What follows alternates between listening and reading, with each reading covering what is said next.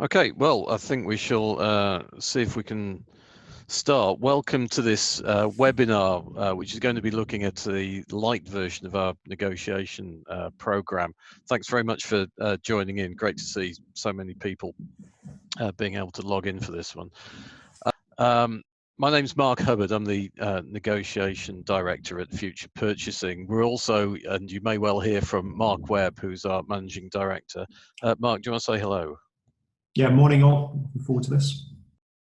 I'm going to try and keep it under 30 minutes here, just a very rapid run through the material set that we sent or we gave out and you've downloaded earlier in the week, just to give you a sense of how it works and the sorts of things that are in there. We'll see if we can get you through that pretty swiftly. As I say, I'm Mark Hubbard, the negotiation director. I've got Mark Webb as well. Future Purchasing's been around for 17 or 18 years. We work in this space, category management, supply relationship management, across all sorts of sectors, loads and loads of different projects, multi-country. So this is an area that we live and breathe in on a regular basis. So hopefully we're just going to give you something back quickly. The reason we're doing this is in discussions with a number of people, we recognize that there's lots of renegotiation going on right now. Just because of changes in demand, and it's all pretty quick. The whole procurement community is really challenged by a lot of activity just now. So we thought best thing that we could do quickly was to just throw this template in that we worked with a lot of people on over the years for you to use. If it's useful, that's great. If it gives you some ideas, that's fantastic. So hopefully that's the spirit that we're approaching this in. So let's just have a quick look into the template to make sure that we know that's in here. It's PowerPoint. It works like PowerPoint. It does all the things you'd expect PowerPoint to do. So you can just overtype in different areas. Hopefully everyone can see that screen okay. I've just created something here which is just thinking about a packaging supply renegotiation. Perhaps it's a situation in which we've got guaranteed volumes, although that'll make everyone laugh anyway. Guaranteed volumes going in, we need to do a renegotiation, and there's a number of other things happening in the background. On the front page of this, we tend to have something which is looking at negotiation strategy approval.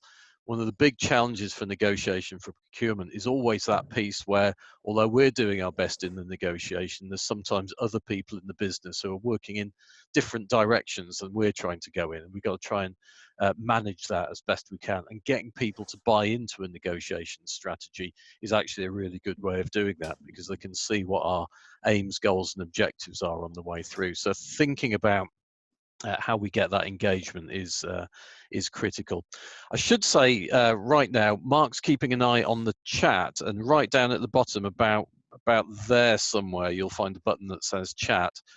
So if you've got a question, throw it on the chat. Mark will try and moderate me on the way through, slow me down, and we'll feed those questions in. Anything you've got, throw it in there. We'll try and get to that. We are also recording this, so we're going to put a copy of it up on our YouTube feed as well once we've sorted it out for quality and sound. So we'll be trying to do that as well if you miss anything on the way through. Okay, so that's the front page, obviously relatively easy to look at. The second page that we're looking at is the concept of a negotiation charter. So just that starting point of thinking, what is this negotiation for, and what's the environment in which the negotiation is working in? What's happening in the background? What the strategies are there that might be imposing themselves on us? Also thinking about the type of approach that we might be thinking about taking right at this stage. So this will change on the way through. This is just getting the early things through.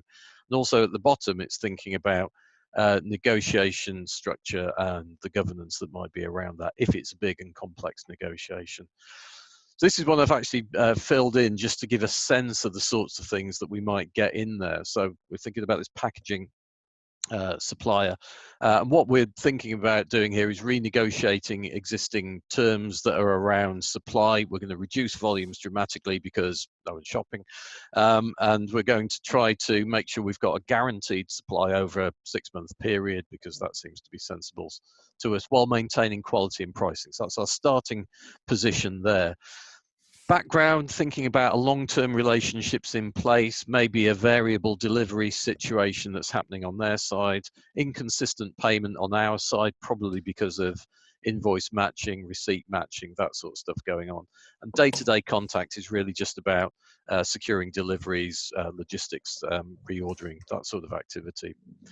The third box down is thinking about scope and related negotiations. There isn't anything more complex happening in this one in the background in terms of scope. It is pretty much just trying to make it work properly very quickly.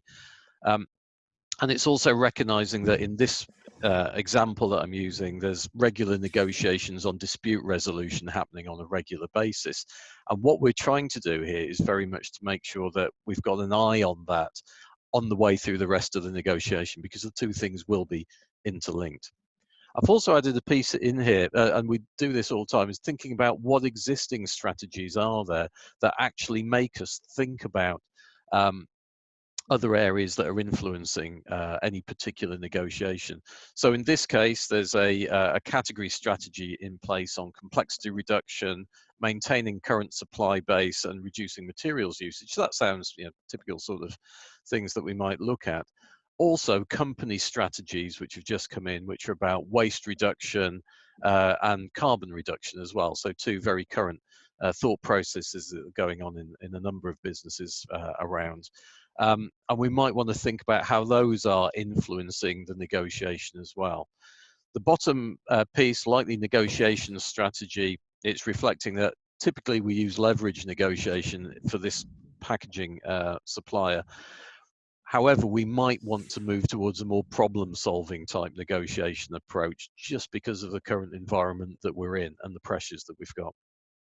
From the supplier's point of view, we've typically seen their negotiation approach to try to be relationship-based, but often they just get down to dealing with us at a leverage level, trying to use trading wherever they can. So we're just thinking about style of approach there. At the bottom of this particular page, we're also looking at the who's got what roles in negotiations. Simple negotiations, it might just be the buyer. More complex one, we might have key stakeholders identified, core team members helping doing particular bits of analysis, might even be a sponsor in place if it's sufficiently large. So it's thinking about who those people are. And of course, the implication is if they're involved in as a team, how do we make sure that they're fully engaged? How do we make sure that they're actually incorporated into the development of the negotiation as well as being interested in the output? So that's the thought process on the first page of the charter. Again, just throw questions at the chat if you've got them on the way through.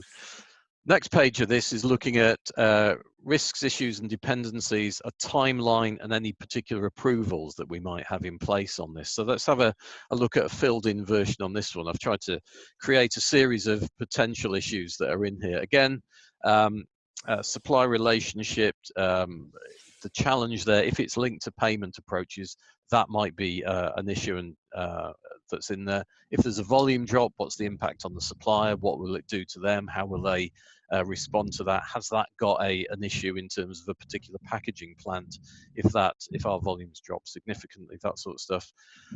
If production is being isn't being maintained, is there a likelihood of a plant closure? What would that look like? Do we understand enough about the supplier to understand the background on that? We're clear that we can't guarantee forward volumes, and we can't meet the current volumes that we've got in place in the contract. So there's issues with that. There's probably, with packaging, there's probably some oil price impact in here as well, which may or may not have reflected. We'd need to think that. And just reflecting some of the stuff that's happened this week with one of the major British supermarkets who have eased payment challenges for suppliers. So it's quite possible businesses can make payments easier in some places. So that's just a thought process around what are we facing in this, sitting down and trying to articulate the clear areas that we've got there. Timing plan, always interesting. I tend to start at the contract signed section of the timing plan, just to make sure that we know what we're aiming at, or certainly getting to the final point of agreement. It's a PowerPoint template. If you want to change the headings in any of these, change the headings. It's dead easy to do. Just overtype them, put something else in. And of course, you don't have to fill everything in. It's just what works for a particular negotiation. So in this case, I was starting out at a contract signed by 10th of April. What would that look like? It's going to be a really compressed timescale to get things going. And if we wanted to do that, it's suggesting getting a lot of sign-offs, a lot of activities in place pretty early on at the end of March to get into the negotiation planning, couple of negotiation events, and driving it through to a conclusion. And of course, that's a heart-stopping moment when you realize exactly how tight it all is to get all of the things done, particularly if there's lots of stakeholders to engage on the way through. This one, I've got a couple of sign-offs in place, a procurement management sign-off, CPO sign-off, and a head of operations sign-off, just to illustrate the sort of things that we might be looking at there. The next page is really the one of the two big areas of meat. What are the negotiables? What are the things that we're actually negotiating around? Big danger in any negotiation is getting fixated in one particular area and losing sight of the other things that we need to try and balance within the negotiation. So in this version, I've put in a series of different negotiables that are in place. The impact design down the left-hand side is just a way of splitting them out into a number of different subheadings. So we've got innovation and design, management and financial areas, performance and operation, assurance and risk, cost and value creation, transparency and ethics. And these are meant to link back to the business requirements that we've generated for a particular category, because we should be seeing those business requirements moving their way across into negotiations and into contracts, because they're the things that are most critical to the business to be tackled within the category and within the delivery of that particular activity set. So it's really thinking about how we get that linkage across there. In this version, I've just put in a series of things that we might need to think about. Two big things to think about: our or their negotiable. There might be things that they want to negotiate as well as things that we want to negotiate. So it's really thinking about, have we got a clear sight on exactly what those things are, as well as the stuff that we're really interested in. And as ever, filling these things, when we train this, we try and get people to fill these in with real categories to make sure that it's live. And the challenge in this is often not having enough clarity about what it is we're actually trying to negotiate for and what the boundaries are that we can actually work within. So this single template is trying to lift all that to the surface and be very clear about what it is we're aiming at, what we're negotiating, and how we're actually going to deliver that on the way through. So this is pretty much a baseline for what we're getting in here. There's a recognition in this also that some things we don't want to negotiate, so we might choose not to negotiate in particular areas because it doesn't help us if we do that. So that's fine as well. We can think about how we work through those. It's not always our choice, of course. Maybe they want to negotiate it. So that's we have to recognize that as well. The other pieces we've got in there is just a quick look at priority. Do we think something is high priority for us or low priority, therefore suggesting the amount of focus we put on it? But also, what's the other side's thought process about that priority? Because they might really want to get into something that we're trying to avoid. So that's going to cause tension. We're going to have to think about how we deal with that. As we go across, we're actually looking at our best positions. Where would we like to be? Our worst position, where would we actually stop? Where does it not make sense for us anymore? So being clear about that and having a pretty good picture of what that looks like. And also trying to think about what their best position and worst position is. We should know what their best position is. If we've got, if it's a standard negotiation, we might have an RFP that tells us, or it might actually be what we've got in the contract at the moment. Their walkaway position is the hardest one to try and determine. So we're going to have to think about that on the way through and really get to an understanding of where that position actually is. And if we don't know it, how are we going to find out? What are the questions we can ask? What's the prep we can ask to actually get to those particular areas? The pieces in the middle, the concept of concession steps. This one's really interesting. If we're negotiating by ourselves, we've probably got a pretty good picture of what we're going to do in there and how we might move it forward. If we're negotiating with other stakeholders, people on our side in the room with us, this is partially to condition them as well. So we'll help them understand the different elements in here, but also try and stop them giving away trying to stop that conversation when someone says, why don't we just go halfway on that one? Just trying to stop that so we're maintaining control on our side. But it also makes us think about how we might tackle particular elements of the negotiation. So we're really looking at just trying to describe and think for ourselves what the steps might be that we might get to. Down at the bottom on this one, we've got the BATNA, the best alternative to a negotiated agreement. And the concept of the BATNA is very much about, if we can't reach an agreement, is there something else that we can do? This is absolutely critical for leverage negotiations, because you need to maintain the position that you can walk away. But what we're looking at in this one probably is, with packaging, an alternative supplier might be in place, but we might have to do line trials, we might have to do stores and logistics changes on the way through to make it work. There's a whole bunch of complexity in there. So although we might be able to change, we probably don't want to unless we absolutely need to. The supplier might have a best alternative as well, and it's worth thinking about that piece.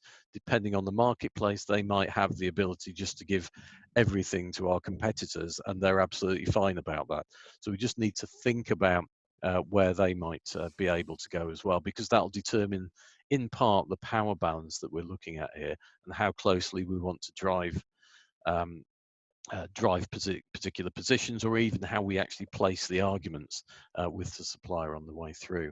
Hope that's it. Okay, this is always a hard one to work through, largely because we often don't spend as much time in this space as we perhaps should. So it's always a good discipline just to try and get at that. The concern, I think, for us when we were talking about this with a number of people, was the danger of focusing on contract variation, volume reductions, changes in terms, and losing sight of all the other big stuff that we might still need to have in place with the supplier over 6 to 8 months. And we sacrifice some of that just for the short-term activity. How do we get that balance to work on the way through? So hopefully that's all right. Let's see if I can get this to page down. There we go. The next slide that we're looking at is really looking at a test against a number of key things that we need to think about. First one is, are we thinking this is a value claim or value create type of negotiation? Value claim is where we get things from the supplier. Value create is where we're working towards a joint forward position that's a typically longer term collaborative problem solving, more value engaged in it because the two sides are working to generate more value. How do we think that thing sits? And one of the worries at the moment is we're probably trying to claim volume reductions or similar, but we might still need to be thinking about value creation activities as well. And the ways we can actually look at doing this is thinking about where we are in portfolio analysis. Are we in, for this particular area, are we in bottleneck, strategic, leverage, or transactional? And what does that look like? What does that feel like as a consequence? But also thinking about supplier perception analysis and how much the supplier loves us. In fact, do they love us at all? And there is a piece in here, particularly at the moment when cash flows are going to get really screwy for lots of people. How do we actually manage to recognize the cash flow issues both for us and for the supplier, and think about what we can do with that? And if we have got a particular, as an example, a particular payment challenge, at what point are we no longer interesting as a supplier because we're contributing to that cash flow issue? And that's a really interesting place to get into. So what I've done here is tried to think about a particular type of packaging that's perhaps operating more in bottlenecks, so we're restricted in terms of activity. But also because of the payment issues, we're perhaps a bit of a nuisance customer on the way through here. And what we're really trying to do is to think about, well, what's the implication of that? What will that do to our negotiation style and approach on the way through? At the bottom of this one is the big area that we're always trying to get people to think about. What is the implications of using a particular template? What does that look like?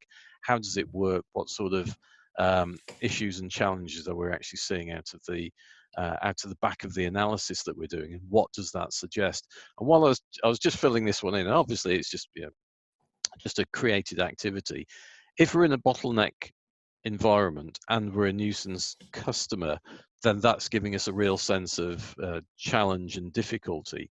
We could get ahead of some of that by looking at a payment approach. So that's worth thinking. Maybe we need to do more rapid research about what we could deliver in there so we're prepared for the negotiation.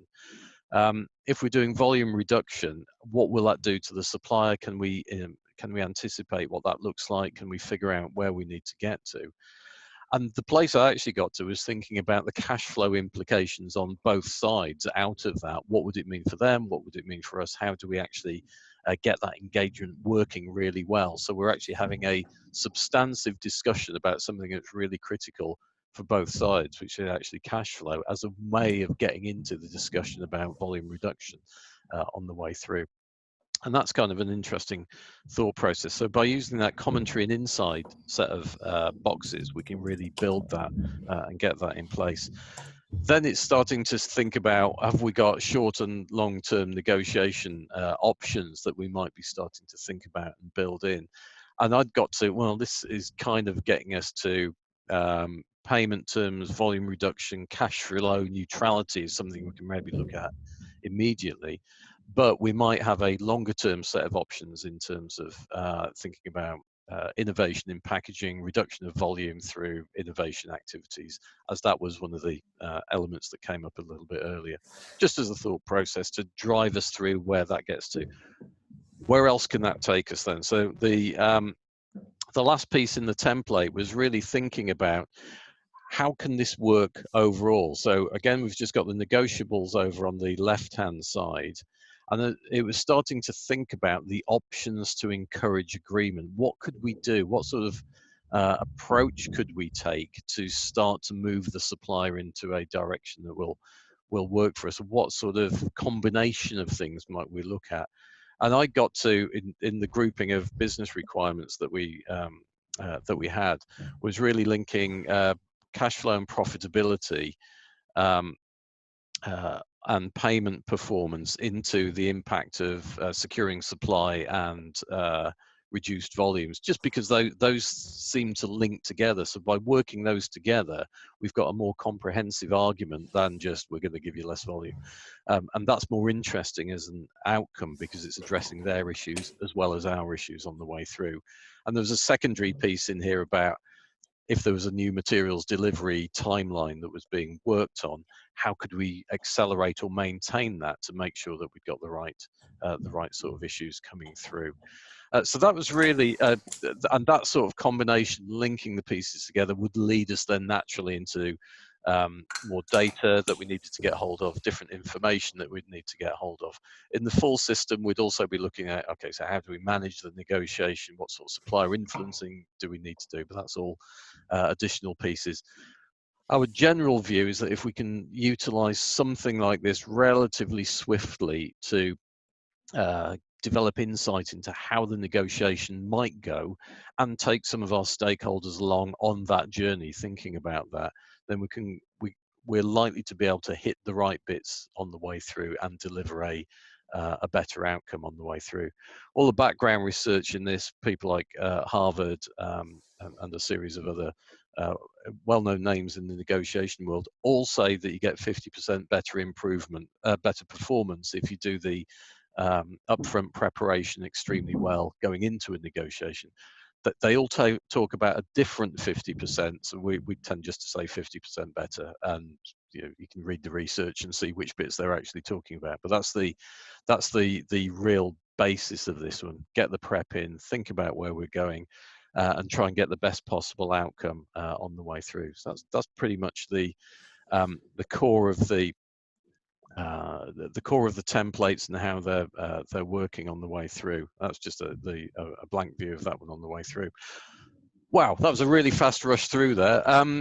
Good time just to pick up any questions that people had. If anyone was throwing questions through that machine gun delivery. No, not at the moment, Mark. But please, if anybody would like to ask anything, fire away now. We will tidy, Phil. We will tidy up the any typos actually in the content of the template, but not the actual templates themselves. All Sure. the headings are all fine. Good. If you do need to contact us about any of the content in there, there's details in here. You've got the website's full of details. The other thing that we'd just like to do quickly is just throw um, a quick poll at you, just to get a sense of how that went, how that felt for you on the way through. That's just come up there. So did the webinar help you understand the template? Do you think the template will add value to anything that you're doing? Would you like more information? And the last one is, if there's a few other areas we're talking about just doing the same sort of approach on, if there's anything in particular in there that you'd like to look at, value levers, remote influencing of stakeholders, given this that I suspect an awful lot of us are working from home at the moment, then does remote influencing of stakeholders look like an interesting area to get to? Or something on risk analysis, because there's a whole bunch of genuinely challenging stuff on risk that we're all having to face into at the moment. So if there's things there that you'd like to see, please have a look at that. And we'll just leave that open for a couple of minutes just to let people look at that.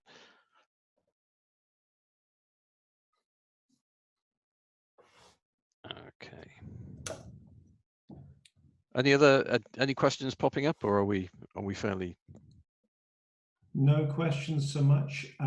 Just comments from people saying thank you. Okay, great. One thing, Mark, we didn't touch on in this, but do you think personality profiling, I know that now is probably not the time to get into the, with this current background situation, but is that typically something that you've found useful when looking at the tool as well? Yeah, when we do the full process, then there's actually a piece in it which gets people to profile their personalities, red, blue, yellow, and green, based on a well-known commercial tool. And the interesting piece that you get there is it tends to bring a degree of analysis to people's thought process about how they approach negotiations. If you're data-driven as an individual, then you tend to approach a negotiation that way. If you're actually driven from a perspective of personality and people communications, then you're approaching it in that direction. And it's often useful just to think about the impact that has on the way in which the negotiation flows, but also who else you might need around you to compensate for your own personality traits on the way through. And that's a great way of thinking about it. It also maps interestingly into some people really love heavy duty leveraged negotiations because that's the sort of people that they are. And the reality check out of that one is that not everyone likes that. So actually making sure that we understand our own negotiation style and how that impacts on the sorts of negotiations we can do can be really useful as well, because we're actually starting to play to our strengths, or at least adapt our own approaches to cover for them, or to get other people to contribute to make sure that we're not hurting in any particular direction. So that's a really potent way of thinking about that. But that's an additional level of sophistication that we can actually look at there, which is good. I'll just give you a sense of lots of people happy with the template. Bunch of people would like some more information. If anyone does want information, just throw us an email and we'll come back to you with more. And the interestingly enough, subject for the next webinar is currently value levers is well in the lead at 46%. So that may be the area that we have to look at next. If this looks like a good idea, we'll work some more into this and give you some more background and information. I think that's the half hour up. So thank you all very much indeed for your participation. Feel free to contact us for anything. Mark, anything to add from your side? Yeah, there is one question, Mark, that came up that you might be able to answer. How long does it take to complete the template, just on average? Oh, a really fast, high-level run-through you can do in 25 minutes if you've got a really good set of, if you've got a good idea of what's going on. The big danger is when you fall into a gap where you suddenly realise there's a piece of data that you just don't have and you really need to have to get to. When I was doing this one, I just got into cash flow forecasting as I was thinking about it. I thought, gosh, I'd have to go off to accounts and finance to find out cost of money, get a real understanding of the impact of cash flow and what I'd need to do there. So it's often not the completion of the template that's the issue.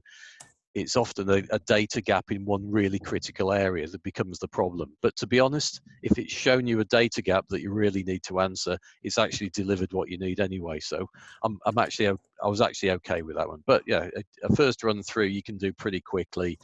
And as you get into more and more depth, it just slows you down. But on the other hand, that's the depth of the preparation that's in there. Excellent, thank you. Good. Great. So I think if there isn't anything else, we're really happy. Thank you so much for participating, and I hope to see you when we get round to. It looks definitely like value levers. Get round for value levers on the next one. So that's absolutely brilliant. Thank you so much. Oh, I'll just show those results just so you might be able to see those now. Just give you a sense of what's there. Yeah, they're on the screen. Yeah, cool. Good. Right, thank you all. I shall pull that one to a stop, and I hope you all have an excellent weekend, and I hope things work out well and stay safe, of course. Thanks, Mark. Bye-bye.